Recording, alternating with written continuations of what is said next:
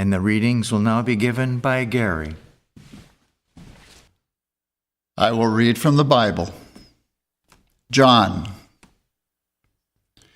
Jesus said, "Verily, verily, I say unto you, he that believeth on me, the works that I do shall he do also, and greater works than these shall he do, because I go unto my Father. And whatsoever he shall ask in my name, that will I do, that the Father may be glorified in the Son. And I will pray the Father, and he shall give you another Comforter, that he may abide with you forever, even the Spirit of truth, whom the world cannot receive, because it seeth him not, neither knoweth him. But ye know him, for he dwelleth with you, and shall be in you. I will not leave you comfortless. I will come to you. These things have I spoken unto you, being yet present with you. But the Comforter, which is the Holy Ghost, whom the Father will send in my name, he shall teach you all things, and bring all things to your remembrance, whatsoever I have said unto you. And when he is come, he will reprove the world of sin, and of righteousness, and of judgment. Howbeit, when he, the Spirit of truth, is come, he will guide you into all truth. Revelation.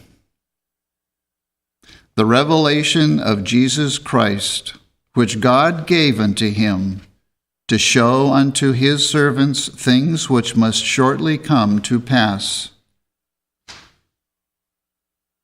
And I saw another mighty angel come down from heaven, clothed with a cloud, and a rainbow was upon his head, and his face was as it were the sun, and his feet as pillars of fire.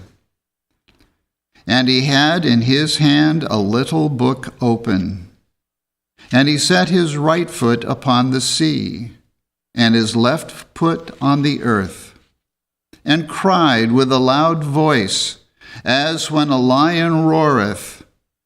And when he had cried, 7 thunders uttered their voices. And the voice which I heard from heaven spake unto me again, and said, Go, and take the little book which is open in the hand of the angel which standeth upon the sea and upon the earth. And I went unto the angel, and said unto him, Give me the little book. And he said unto me, Take it, and eat it up, and it shall make thy belly bitter, but it shall be in thy mouth sweet as honey. And I took the little book out of the angel's hand, and ate it up.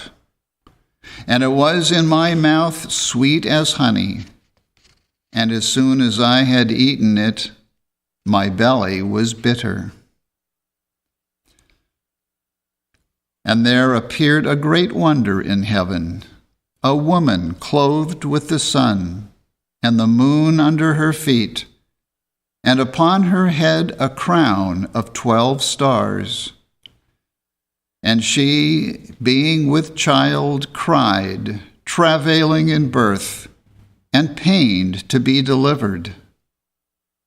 And there appeared another wonder in heaven, and behold, a great red dragon, having 7 heads and 10 horns, and 7 crowns upon his heads.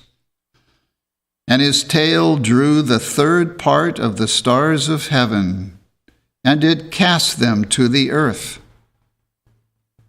And the dragon stood before the woman which was ready to be delivered, for to devour her child as soon as it was born.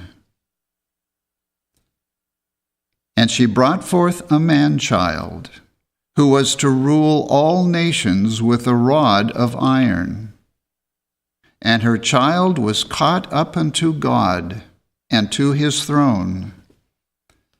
And the woman fled into the wilderness, where she hath a place prepared of God, that they should feed her there 1,260 days. And there was war in heaven. Michael and his angels fought against the dragon, and the dragon fought and his angels, and prevailed not. Neither was their place found any more in heaven. And the great dragon was cast out, that old serpent called the devil and Satan, which deceiveth the whole world. He was cast out into the earth, and his angels were cast out with him. And I heard a loud voice saying in heaven, Now is come salvation, and strength, and the kingdom of our God, and the power of his Christ.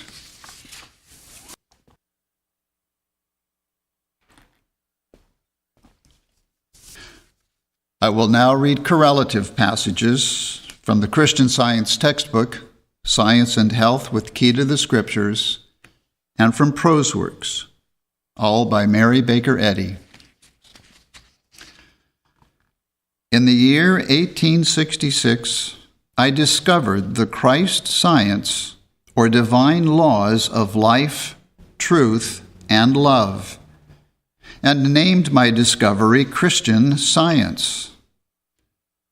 God had been graciously preparing me during many years for the reception of this final revelation of the absolute divine principle of scientific mental healing. This apodictical principle points to the revelation of Emmanuel, God with us, the sovereign ever-presence, delivering the children of men from every ill that flesh is heir to. Through Christian Science, religion and medicine are inspired with a diviner nature and essence. Fresh pinions are given to faith and understanding, and thoughts acquaint themselves intelligently with God. The discovery came to pass in this way. During 20 years prior to my discovery, I have been trying to trace all physical effects to a mental cause. And in the latter part of 1866, I gained the scientific certainty that all causation was mind, and every effect a mental phenomenon. My immediate recovery from the effects of an injury caused by an accident, an injury that neither medicine nor surgery could reach, was the falling apple that led me to the discovery how to be well myself and how to make others so. The Bible was my textbook. It answered my questions as to how I was healed. But the Scriptures had to me a new meaning, a new tongue. Their spiritual signification appeared, and I apprehended for the first time in their spiritual meaning Jesus' teaching and demonstration, and the principle and rule of spiritual science and metaphysical healing. In a word, Christian Science.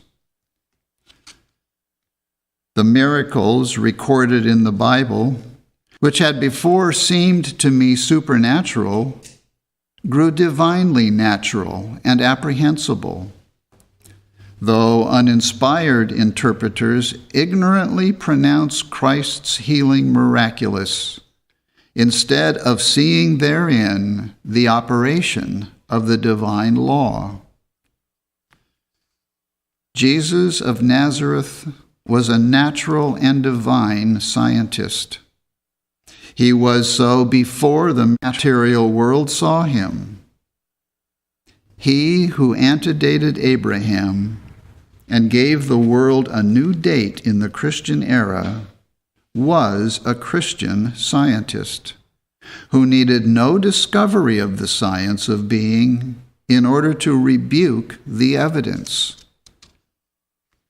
To one born of the flesh, however, divine science must be a discovery.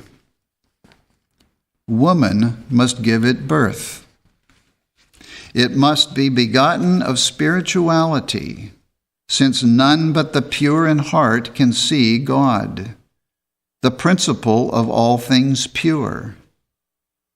And none but the poor in spirit could first state this principle, could know yet more of the nothingness of matter and the allness of spirit, could utilize truth, and absolutely reduce the demonstration of being in science to the apprehension of the age. I had learned that thought must be spiritualized in order to apprehend spirit. It must become honest, unselfish, and pure in order to have the least understanding of God in divine science. I had learned that mind reconstructed the body and that nothing else could. How it was done, the spiritual science of mind must reveal. It was a mystery to me then, but I have since understood it. All science is a revelation. Its principle is divine, not human, reaching higher than the stars of heaven. As the pioneer of Christian science, I stood alone in this conflict, endeavoring to smite error with the falchion of truth. The motive of my earliest labors has never changed. It was to relieve the sufferings of humanity by a sanitary system that should include all moral and religious reform. St. Paul declared that the law was the schoolmaster to bring him to Christ. Even so was I led into the mazes of divine metaphysics through the gospel of suffering, the providence of God, and the cross of Christ. No one else can drain the cup which I have drunk to the dregs as the discoverer and teacher of Christian science. Neither can its inspiration be gained without tasting this cup. The first edition of my most important work, Science and Health, containing the complete statement of Christian science, the term employed by me to express the divine or spiritual science of mind healing, was published in 1875.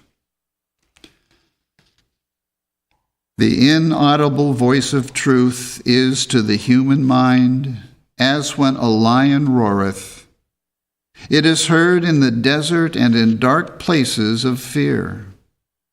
It arouses the seven thunders of evil and stirs their latent forces to utter the full diapason of secret tones. Then is the power of truth demonstrated, made manifest in the destruction of error. Then will a voice from harmony cry, "Go and take the little book. Take it and eat it up, and it shall make thy belly bitter, but it shall be in thy mouth sweet as honey."